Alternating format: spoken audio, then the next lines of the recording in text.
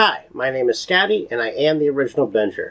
Last night, after what seemed like an excruciatingly long break, Game of Thrones was finally back.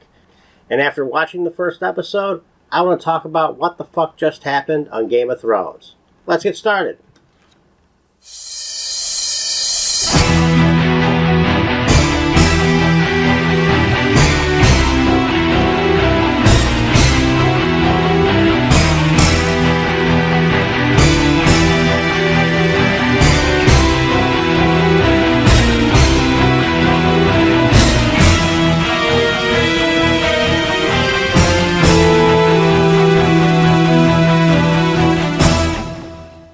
Before we jump into the episode, I'm going to be doing these recaps every week. I also do other TV reviews, so if either of those things is something you might be interested in, please consider clicking the subscribe button.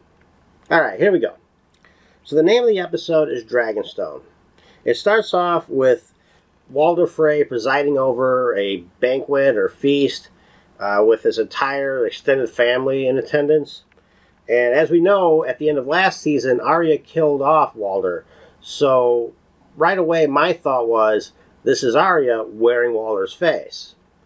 And as he's giving his speech to his family about how proud he is of them for betraying the Starks, it becomes crystal clear that this is Arya. Especially when he says, "Leave one wolf alive, and the sheep are never safe." To me, that's a dead giveaway if you hadn't already figured it out. So then he has the serving wenches pour wine for all his family. Well, all the males of the family are there. He has them pour wine for all of them. And when they drink the wine, they all start to drop dead. That's when Arya pulls the mask off and reveals herself to what I assume is Walder's wife. And she has a great line. She says, "When the people ask you what happened here today, tell them the North remembers. Tell them winter has come for House Frey." Oh, just give me chills. Maisie Williams delivered it perfectly. The next thing we see are the White Walkers and their army of the dead walking through the snow. And they keep coming and coming, and then we see giant White Walkers, or giant whites, and it's freaking terrifying, and I can't wait to see these things in battle. That's a short scene. Next thing we get to is Bran and Mira show up at the gate of the wall, and Ed comes out to meet them, and at first he's like, "How do I know you are who you say you are?" But Bran starts spouting stuff off about the White Walkers and convinces Ed pretty quick to take them in. Then we move right on to Winterfell.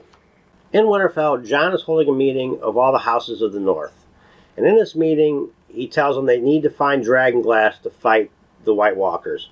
And he tells them they're going to start mining it wherever they can find it. He also tells them that every boy, girl, man, woman, everyone from 10 to 60 is going to have to start training to fight the White Walkers. This doesn't set too well with Lord Glover, because he doesn't think his little granddaughter should have to hold a spear and fight these things. But Lady Lyanna, who is always great, stands up and once again puts Lord Glover in his place. And right away, he falls in the line, because Lyanna Mormont is that badass. I love this girl.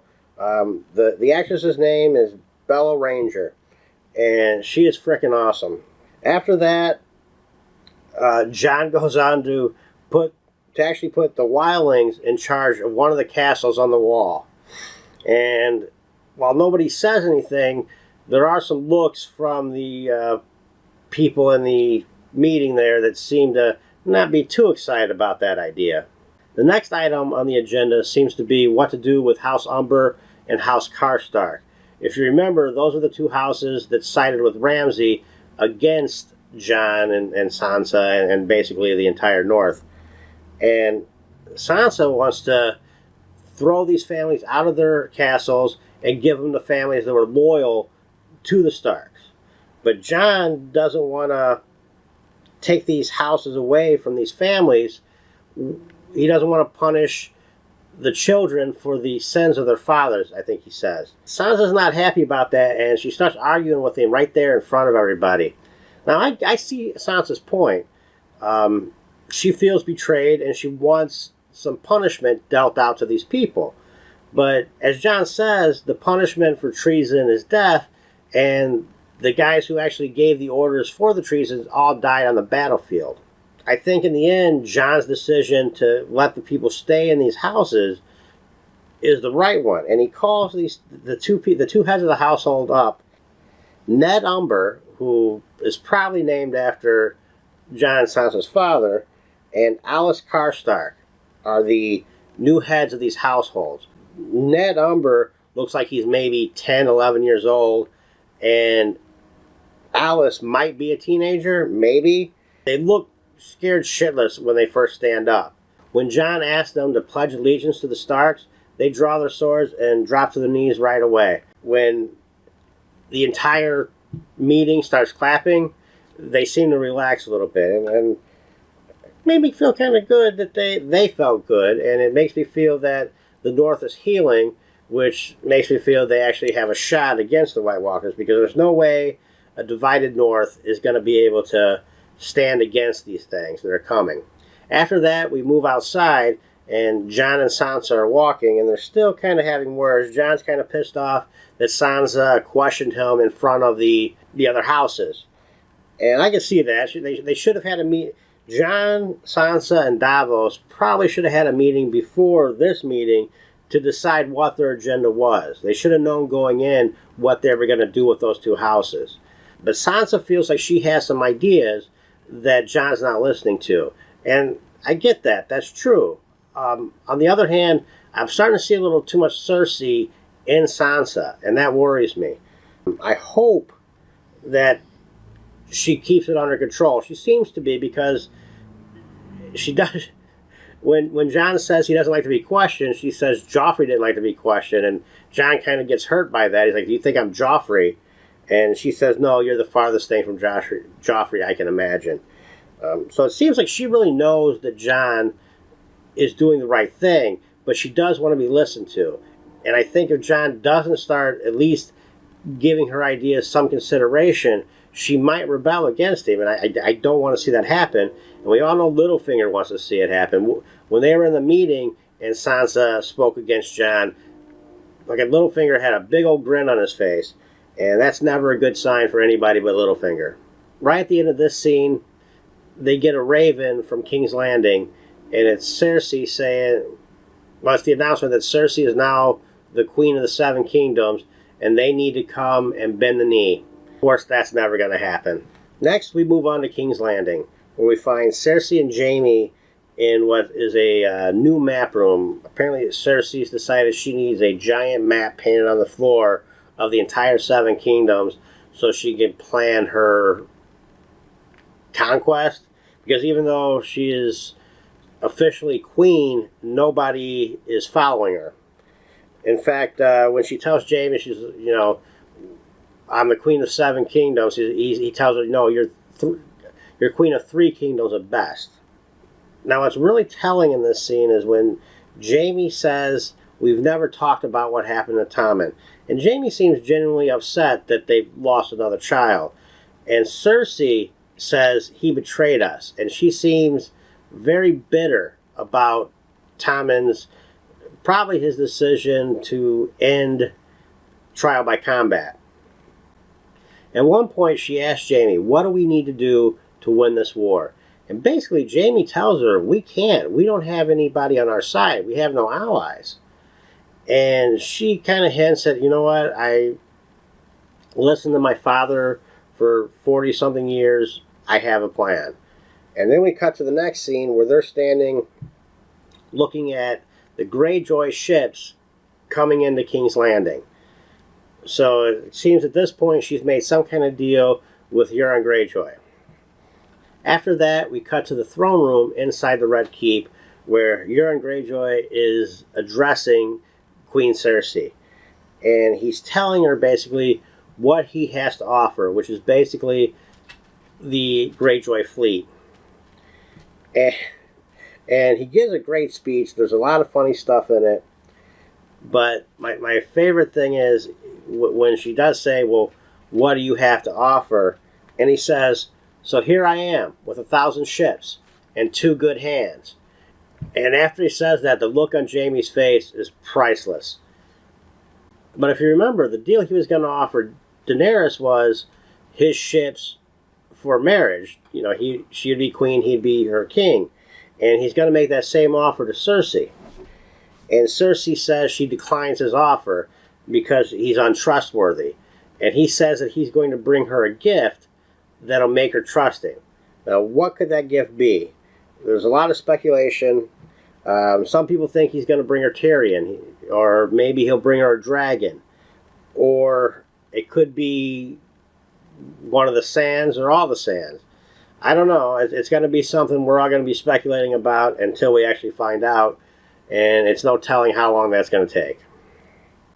After that, we come to what is either a very funny scene or a very gross scene, depending on who you are. It's Sam in the Citadel. And he's nowhere near a maester yet. He's pretty much just doing grunt work. He's putting books away. He's cooking dinners. The worst thing he's doing is emptying and cleaning bedpans over and over and over again. It's so nasty, but it's also so funny. But I really felt bad for Sam because he's gagging the whole time. But as he's doing it, as he's putting books away, he keeps looking at a section of the library that has a gate blocking entrance.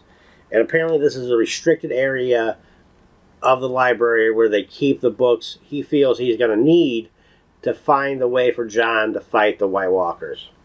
The next scene is Sam helping the Archmaester performing what looks like to be an autopsy. They got a body cut open and they're weighing heart, lungs, all that stuff. And as they're doing this, Sam brings up the fact that he's seen the White Walkers and he needs to get in that room to get those books to figure out how to fight them. During the autopsy, Sam tells the Archmage about seeing the White Walkers and how dangerous they are. And the Archmage says he believes Sam. And so Sam thinks, well, cool, you believe me. Let me in this room so I can get these books and figure out what to do. So then the Archmage says, well, you know, this happens all the time. People think the end of the world's coming. It happened when Robert's Rebellion happened. It happened when the Mad King went mad. It happened the last long winter. And every time people think it's the end of the world goes on. And that seems kind of short-sighted for a maester because, yeah, the world went on, but at those times, people didn't sit by and just let things happen. People stood up. People fought back. They did what they could to save the world. And so this maester's idea that, well, we don't have to do anything because the world's just going to go on is kind of stupid. And I would expect better from a maester, especially the Archmaester. Sam's not discouraged because he's got a plan. He steals some keys from a sleeping maester. He goes into that locked room and starts stealing books he thinks he's going to need. After that, we're back in Winterfell. It starts out with Brienne and Pod fighting. And Tormund is watching, and he's checking Brienne out. Checking her out hard. And this makes Brienne nervous, and she gets discouraged, and Pod gets a good hit in on her. But not for long because she knocks him down. And Tormund walks by, looks at Pod laying on the ground, who just got his ass handed to him by Brienne. He goes, "You're a lucky man." It's great. After that, we go up above there in Winterfell, and Sansa and Littlefinger are watching these two spar.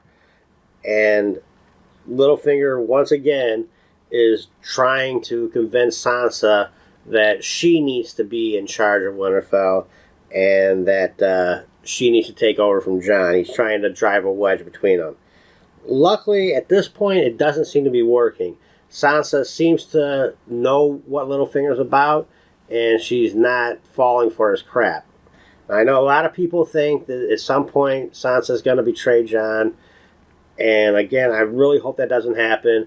I've been a defender of Sansa from the beginning. I think people have been way too hard on her, so I hope she doesn't let me down here. So then Brienne comes up, and Littlefinger's going to leave. Before he leaves, though, of course, he's got to try and get in the last word. But Sansa cuts him off and says, "No need to seize the last word, Lord Baelish. I'll assume it was something clever." That was a great line. It cracked me up. It made me really proud of Sansa. It makes me think that my defense of her is right, that all you guys have been judging Sansa way too hard.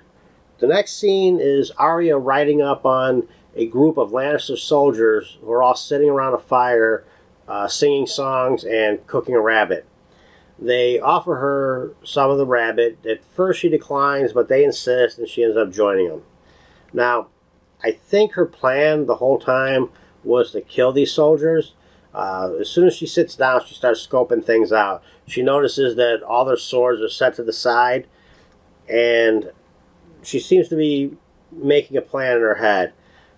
But then as she starts talking to the soldiers, she seems to change her mind. One of the soldiers talks about how he wants to get back home because he just had a baby. When she asks him if it's a boy or a girl, he says he doesn't know, but he hopes it's a girl, and that seems to resonate with Arya. So I believe at that point she's beginning to change her mind. But then one of them asks her why she's going to King's Landing. And she takes a drink before answering, obviously trying to decide what she should say. And her answer is she's going to kill the queen. And I think that was to try and get them to do something to her so she would have an excuse to kill him. But of course, they end up thinking it's just a joke, and they all start laughing. And that's kind of where the scene ends. So we don't know for sure what happened. I like to think that she didn't kill anyone, but I guess maybe the next time we see Arya, it could be her riding away from their dead bodies. I hope that's not the case. I love the fact that Arya is this badass assassin now, but I also want her to be the old Arya some of the time, who has compassion for people. And I believe the stories that these guys were telling her kind of resonated with her, and I hope they're all still alive. Next we come to the Hound with the Brothers Without Banners. This is a group that is quickly becoming one of my favorite groups on this show. They seem to have this love-hate relationship. You have, of course, the Hound, of course. I believe his name's pronounced Beric.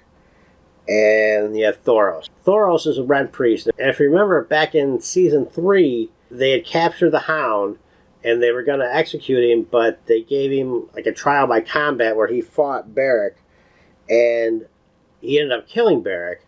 But Thoros, being a red priest, was able to bring him back to life, and apparently that wasn't the first time he had brought him back to life. And now it seems they're trying to recruit the Hound. And the Hound seems to be looking for redemption.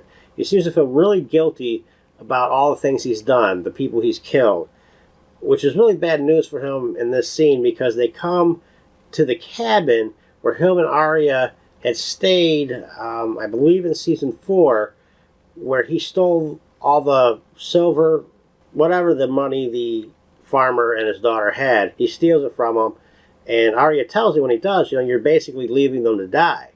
And of course, they get back to this cabin. He recognizes it.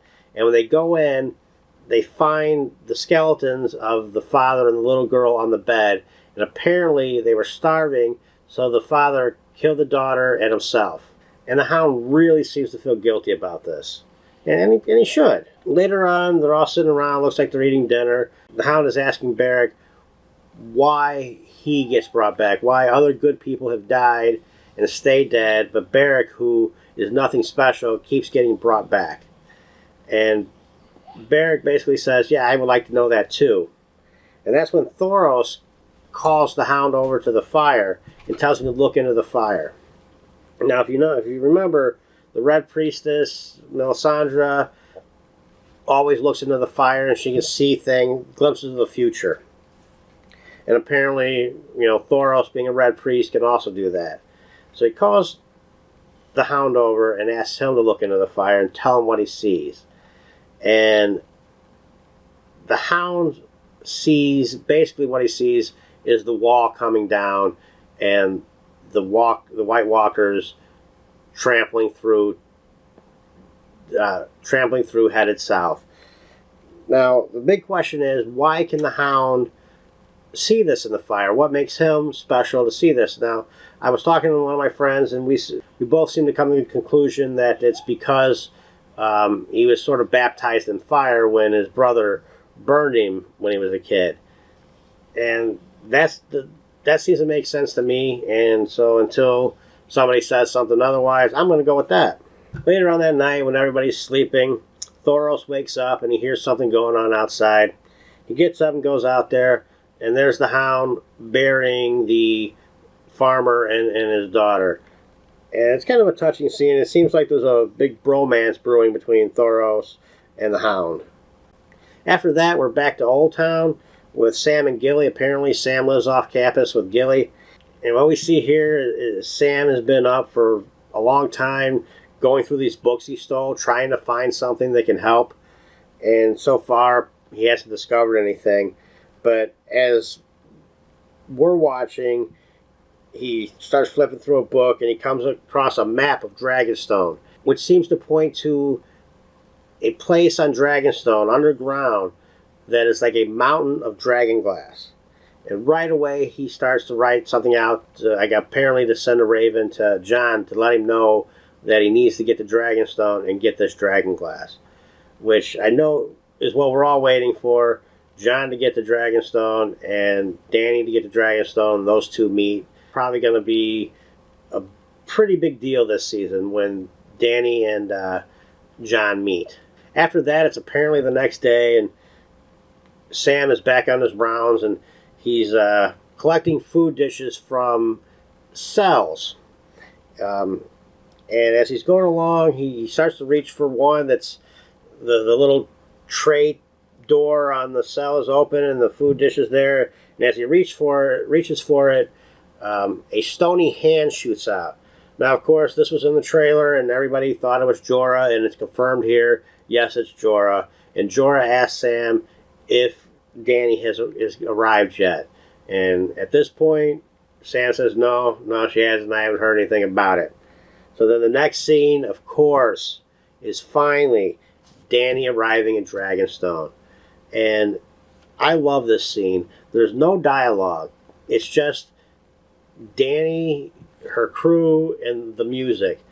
And Emilia Clarke gives such a good performance here. I mean, you can feel Danny's connection to this place. When she kneels down and touches the ground, you just see it on her face. When she walks into the throne room and sees the throne, you feel what she's feeling. It was just a great scene with incredible acting without saying a word.